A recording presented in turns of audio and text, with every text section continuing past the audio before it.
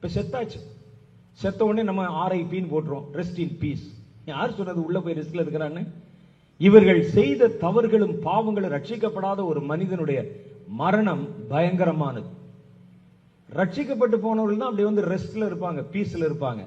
மற்றவர்கள் என்ன செய்வாங்கன்னா, இவர்கள் நியாய தீர்ப்புக்கு பிறகு நடக்க போகிற அது அவர்கள் கொடுக்கப்பட வேண்டிய தண்டனைக்கு முன்னால நியாய தீர்ப்பு வரைக்கும் ஒரு இடத்துல அப்படியே கட்டப்பட்டிருப்பாங்க.